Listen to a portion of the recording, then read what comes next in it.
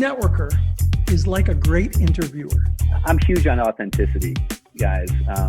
It's a big part of my message. Claim your local listings and don't get caught paying someone for your local listing. If you want to be successful, you got to do 6 things 1,000 times, not 1,000 things 6 times. And when in doubt, give to other people and don't expect anything in return. But in giving to other people and helping them, it almost always comes back. It's using the power of partnership, creating trusted partner networks to work with you to make your company be an offer more than just you. They've done 90% of the work. It's your job to do the last 10% to meet them in the middle. Don't let the fear of losing be greater than the excitement of winning. Hello, and welcome to this episode of the Ask Valor Masterminds podcast, brought to you by Advanced Services and Fuse Networks. My name's Galen. I'm Joe. We're coming at you virtually from the BD Local Studios in Tacoma, Washington. So, Joe, for new listeners and viewers tuning in, how did we start this podcast in the first place? Sure. So it first started out as a Facebook group page, and the purpose was to bring businesses together to talk to one another, kind of share tips, ask questions, and kind of coach one another along being about what it takes to being in business. And so being that we're in marketing, we get asked all kinds of questions that are not related to marketing. So we thought, what a better way than to bring on different guest speakers to talk about different topics related to people being in business. Right. So we're lucky that sometime in the next 6 months, we'll have our 100th episode. So we're blessed to have that. So before we formally introduce our guests, a takeaway from our previous guest, Jessica Harrington. So the one thing I remember with her is a stat she shared. So on average, people have about 60,000 thoughts a day. 80% of them are negative. So for all you math junkies out there, that's 40,000 negative thoughts compared to 12,000 positive thoughts. But one thing she said she hosts a podcast, Stress Less with Jess, is stress is actually not bad, but it yields growth and change. So kind of a good segue for what we're getting into today. And Joe, I will let you formally introduce our guest today, the first part of it at least. So awesome. So we have Machen MacDonald. He is a premier coach and mentor that elite business owners and professionals have gone to for over 25 years for guidance and to gain increased clarity, confidence, and capacity to optimize their potential. Machen is a serial entrepreneur, having been a successful financial advisor and founder of 5 successful businesses.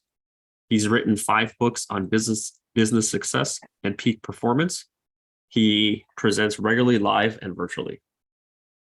His workshops and inspirational lectures teach and motivate small business owners and trusted advisors the deep insights and pragmatic skills they crave to grow their business. They discover how to accelerate the growth and success of their business while experiencing greater life fulfillment, something we all need.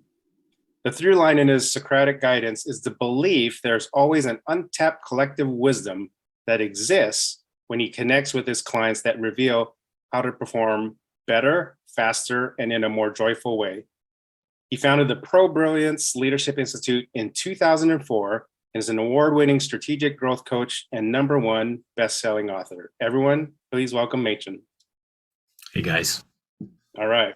So before we go on, we always ask our guests 3 questions. So let's start to get to know you a little bit more. So the first question is, what are some early lessons learned as an entrepreneur? Great question. One of the early lessons that I learned was to be aware and conscious in my definition of failure. And what I mean by that is if things weren't perfect, I made up that I failed, and that could be defeating. And then I found a way to create a new recipe or formula for failing so that I couldn't fail. And basically that is, if I don't give up and I learn something, I haven't failed. Mm-hmm. And I know I'm not going to give up. I'm just built that way. And I always learn something. So I never fail. Awesome. So being that you've been in business for over 25 years, what is the best piece of advice that you've been given? Not to confuse ends goals with means goals. And what I mean by that is oftentimes people think the end goal is to make a certain amount of money, to get a certain amount of clients, to start and grow a business. And those are really means goals to an end of how are we going to feel as a result of having achieved that. And the trick is we can actually feel that now and bring that vibration, if you will, all along the journey. And it actually accelerates that outcome that we're looking for, that we think is going to bring us the joy and the happiness and the feeling of success. Awesome. And we'll get into that a little bit later. And then last question, since this is a marketing podcast, why is marketing important? Well, I think marketing is, at its base, is communication. It's telling our ideal clients, our tribe, what we do and how they can benefit, or how their life can improve, or experience an impact or even a transformation. And not everybody's always paying attention or listening. So we have to do it over and over and over and over and over and over. And to me, that's what marketing is just communicating our gold, our brilliance that we all have, so that our ideal clients can find us. Awesome. Thank you. Joe, just a quick shout out on our hashtag Valor Cares initiative that we're so proud of. Take it away. Yeah, absolutely. So it started about almost 3 years ago now. We wanted a way to give back to business owners. And so the easiest way that we can give back to business owners as a marketing company is to build free websites. So if you own a business and maybe your website's outdated, or maybe you just don't even have a website yet for your business, you can go to our website, click on the Valor Cares page, and submit your information to be entered into a drawing for a free website build. Awesome. Thank you, Joe. Now we come to the part of our podcast, our A Advanced Services Pump You Up quote of the day. Machen shared a pretty intriguing quote that we're excited to hear his thoughts on, and I'll read that now. I believe everything happens for our benefit and not to our detriment. So why does that resonate with you so much?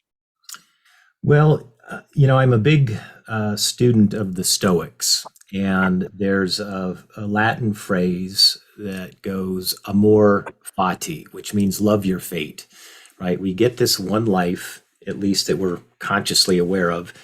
And, it may not line up with what we thought we wanted. And it's all happening so that we can learn and grow and become and contribute even more to the world. So when something happens that our ego judges may be a setback, it's really a setup to step up. So if we can learn to embrace that, and when those things happen, just my go-to line for myself is, so what, now what? This didn't go according to plan. What's next? What's the next best action, or the NBA, to keep it moving forward? And as long as we're moving forward, progress equals happiness. And a lot of people could probably relate coming out of a pandemic, right? How you pivot out of it. So your NBA, your next best action. Some people are still learning to get out from that. Some people are hiding behind that rock that was a pandemic. Some people are. So that's why we're having this episode today, Compelling Acceleration Plans. Our Fuse Networks, did you know?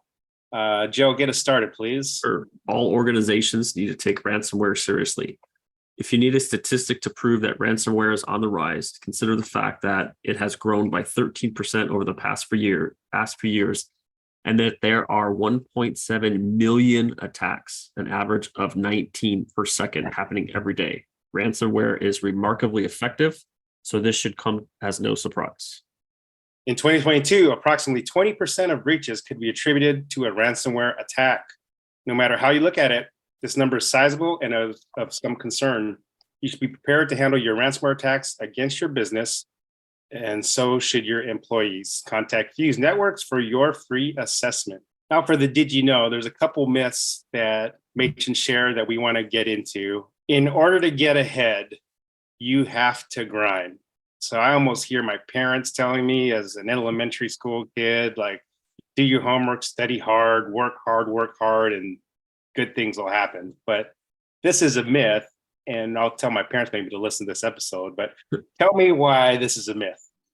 Well, if you stop and think about the word grind, right? When we grind something, we basically wear it down to just a pile of dust. So I like to think of it more of sculpting, right? What's the masterpiece within the marble that we're looking to create, whether it's our business or a relationship or our health or whatever contribution it is that we want to provide for the world. And the trick is to peel away, to limit or eliminate what doesn't belong in there so that it can reveal the gold that exists, if you will. And so a lot of people are grinding and they're doing good work, but not the right work. No matter how fast and how hard we run to find a sunset, if we're pointed south or east, we're not going to get there, right? We've got to be pointed in the right direction and then work with the energy and the rhythms that we all have so that we can be authentic, right? We're the authority of ourself. We author our good fortune and our well-being.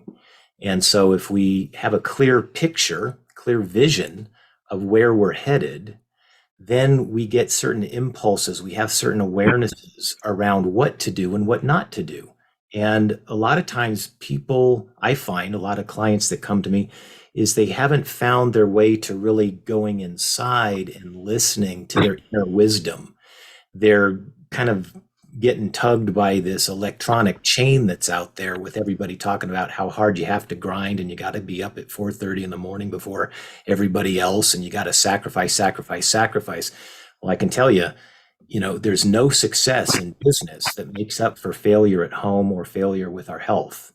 So it's a real balancing act to do it right. And if we don't take care of ourselves by not grinding and sculpting, we can get in trouble. So I'm all about sculpting, but not grinding. So what would you say, just a fault to that? So for our listeners, viewers out there, what do you see a common tipping point for businesses to finally realize like they've been grinding not just hard, but not the right way? What's usually that signal? Usually businesses are afraid to I don't need a business coach, the pride, I could take care of this on my own. But the successful businesses that we've talked to on this podcast or just we've come across, they have business coaches to know blind spots they may not look for. But is there a common tipping point that you see with those businesses? Well, I'd call the tipping point some kind of a rug pull. They lose a big account or one of their key people goes to a competitor. It's something that's somewhat devastating. And it forces them to figure out a different way, right? An analogy that I use real quick is if you can imagine being in a garage and the garage has a window and somehow a hummingbird gets into the garage and it's trying to get outside. So it's banging against that window, trying to get outside. And, we walk into the garage and we open the big garage door and we're like, hey, bird, this way. But it's so fixated on the window that it's not open to the open door.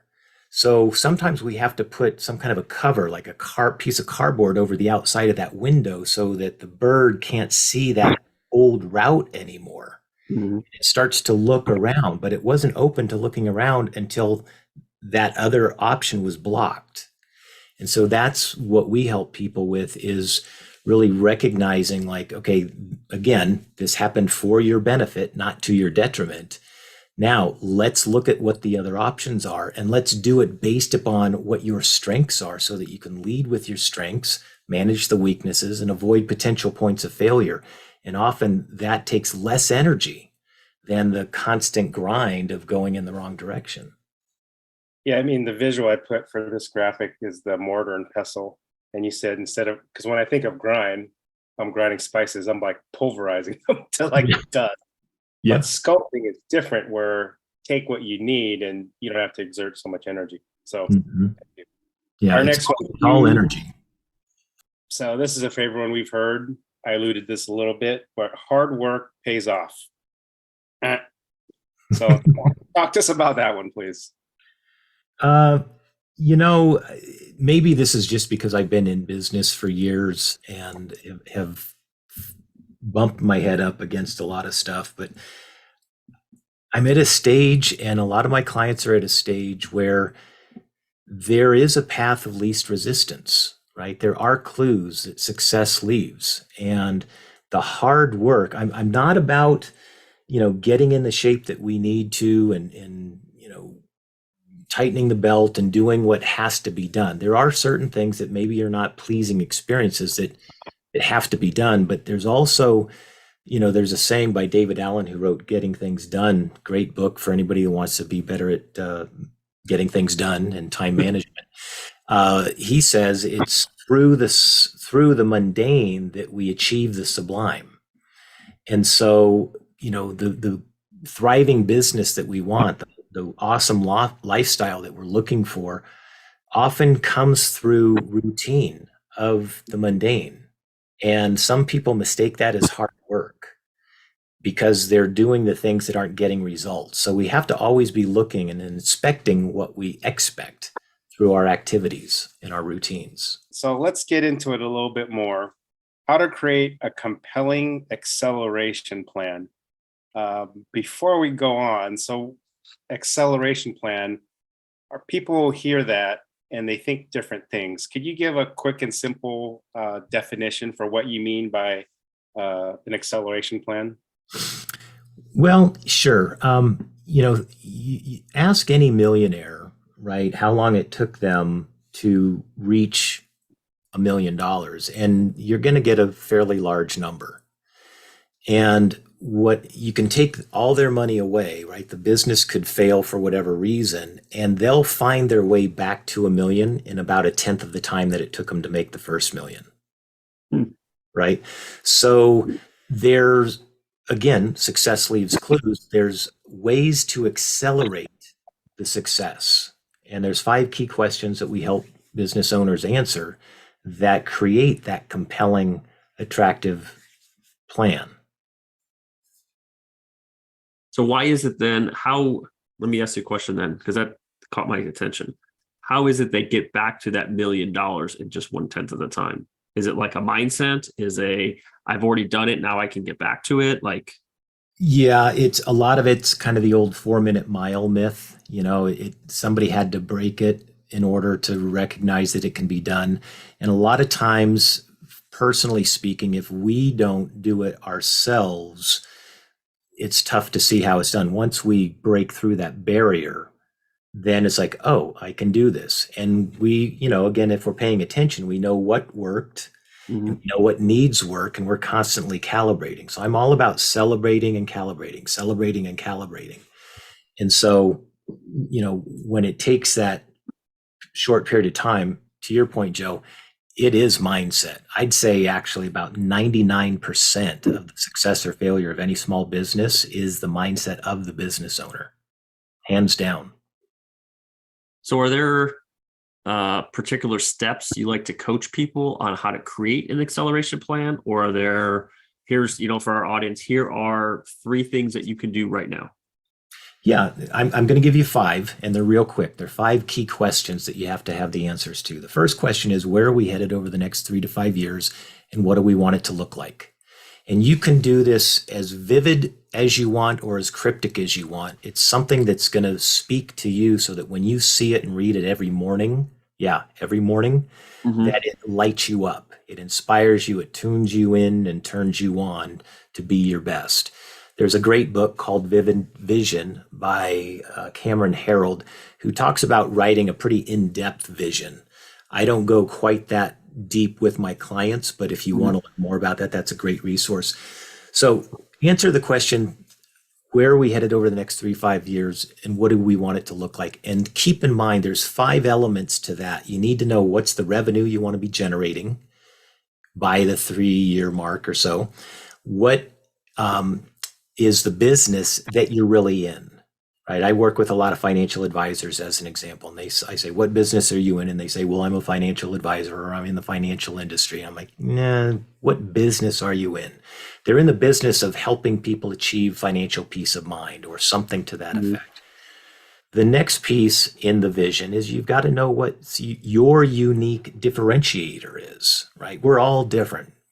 Nobody needs another coach in the world. Nobody needs another realtor in the world, right? But we bring something unique. What's that uniqueness? Mm-hmm. We got to be able to broadcast that. Then we also, what geography are we covering? And who is our ideal client? If we answer those elements in where we headed over the next 3 to 5 years, that's going to help. The next question number 2, is why does our business exist? Again, we don't need another tactician in the area that we're in. So what we do is we look at, what do you do better than anybody else in your profession?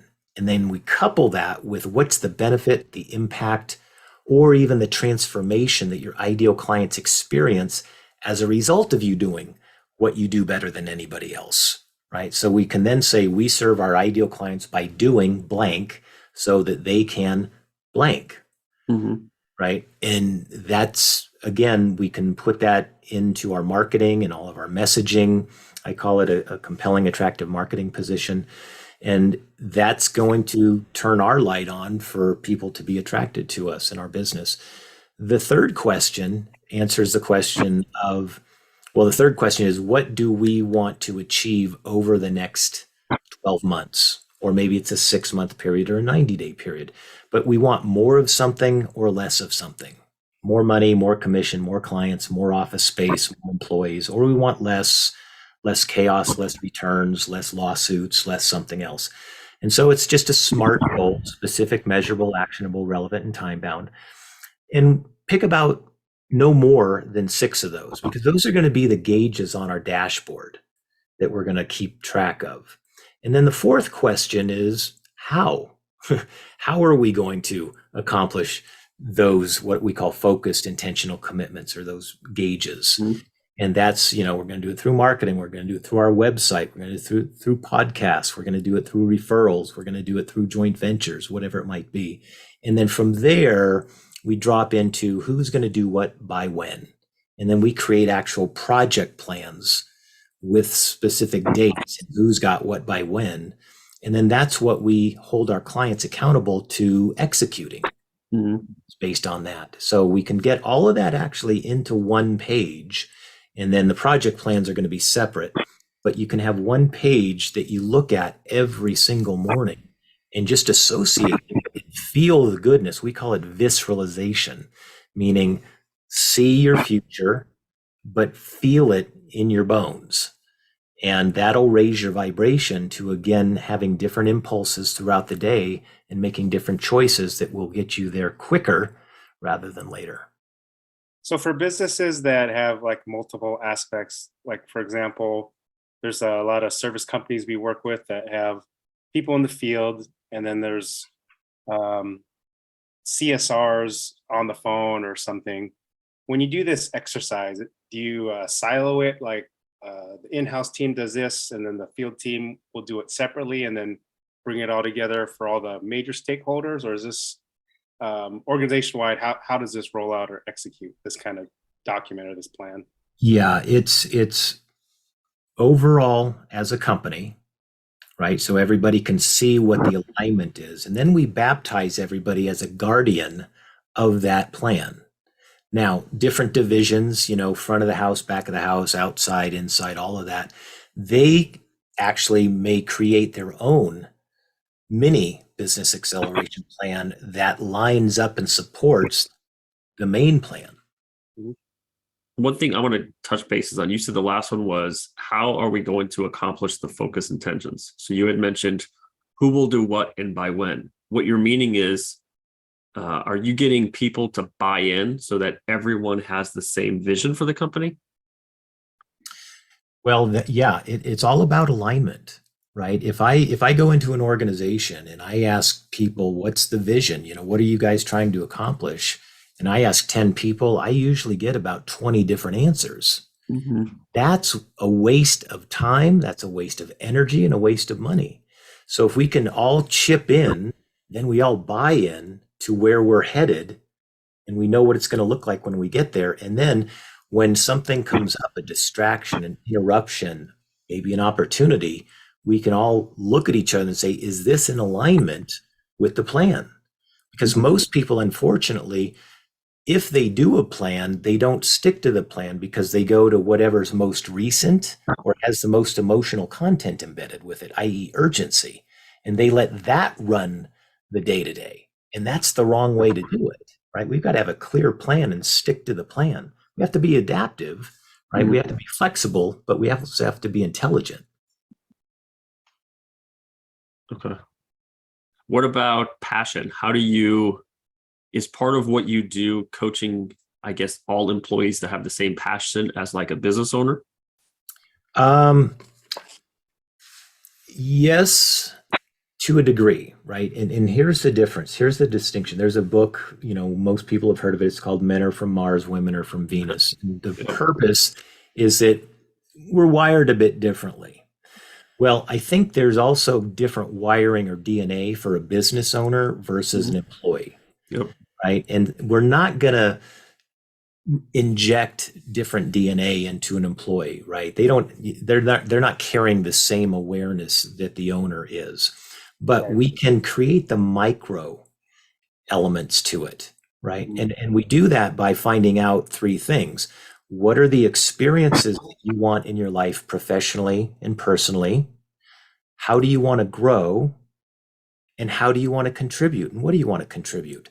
And when we help, quote, the employees get really, really clear about that, then together we can line all that up and put them in positions and opportunities to fulfill what they want for themselves while supporting what needs to be done to grow the business, right? The old saying is, if you grow the people will grow the organization.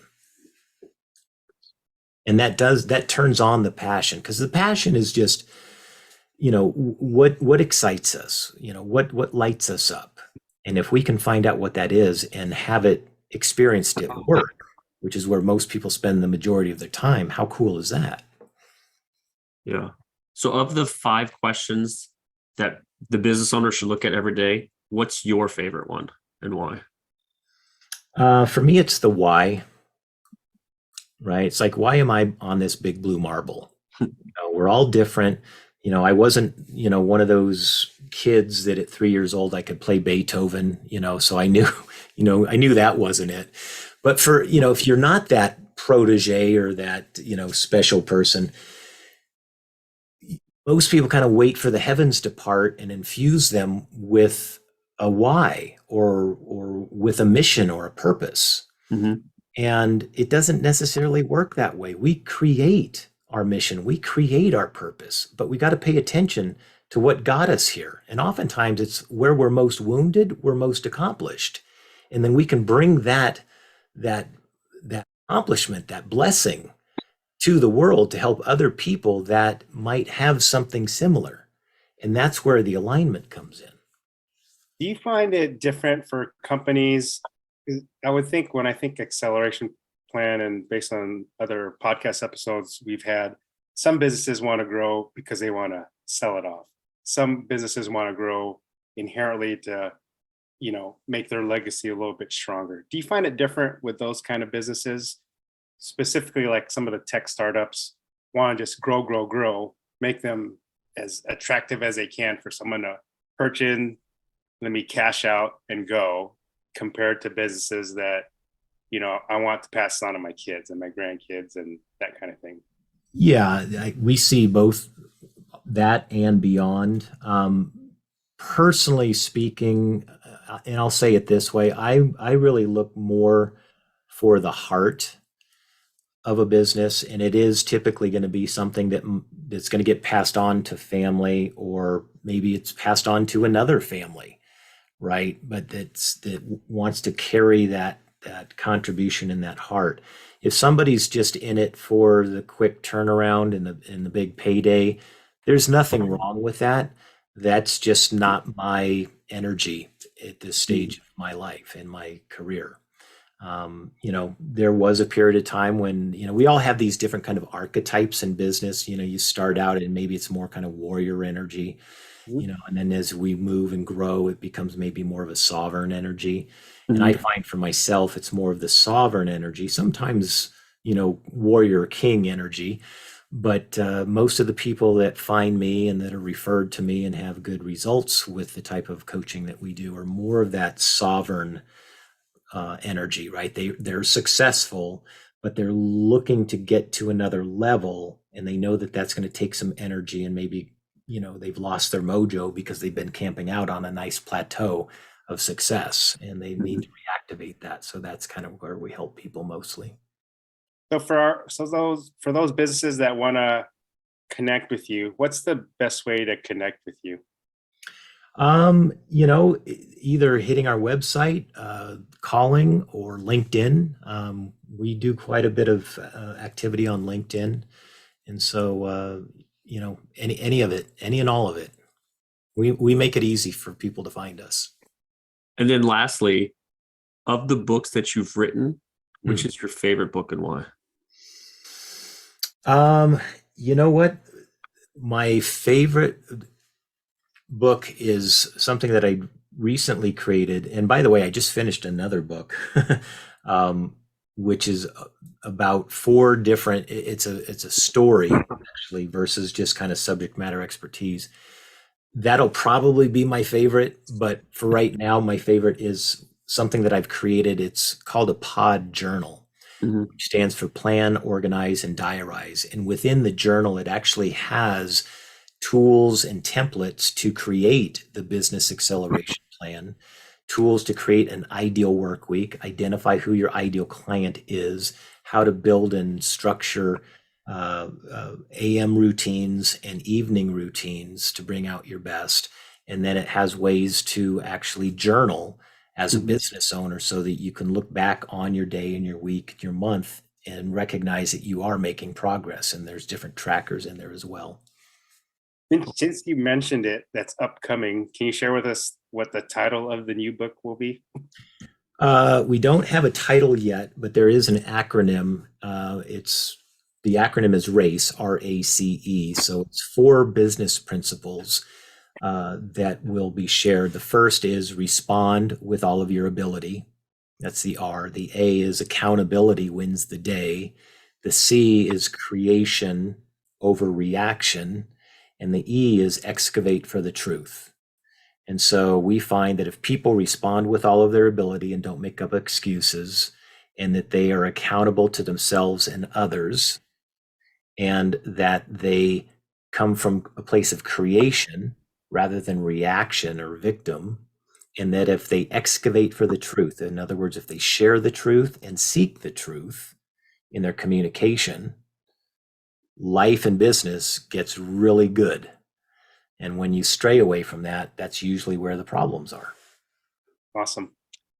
So before we close, speaking of creation, Joe, our hashtag Valor Cares initiative, creating websites, give us one last plug, please. Super simple. If you don't have a website, or your website's outdated, or you just want a new website build, jump onto our website, click on the Valor Cares, submit your information, and you could be our next winner. Awesome. So Machen, thank you for spending time on the podcast with us. Sounds like we may have a future episode in the works with another future book coming that will be 6 total books. But thanks for sharing your insight today. Thank you, Galen. Thank you, Joe. Yeah, thank you.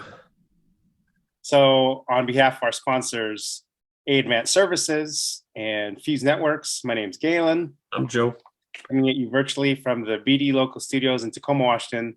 Thanks everyone for watching or listening to this episode of the Ask Valor Masterminds podcast. Thanks everyone.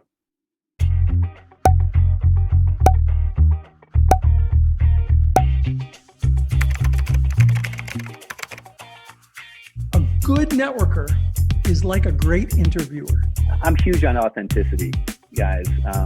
It's a big part of my message. Claim your local listings and don't get caught paying someone for your local listing. If you want to be successful, you got to do 6 things 1,000 times. not 1,000 things 6 times. And when in doubt, give to other people and don't expect anything in return. But in giving to other people and helping them, it almost always comes back. It's using the power of partnership, creating trusted partner networks to work with you to make your company be an offer more than just you. They've done 90% of the work. It's your job to do the last 10% to meet them in the middle. Don't let the fear of losing be greater than the excitement of winning.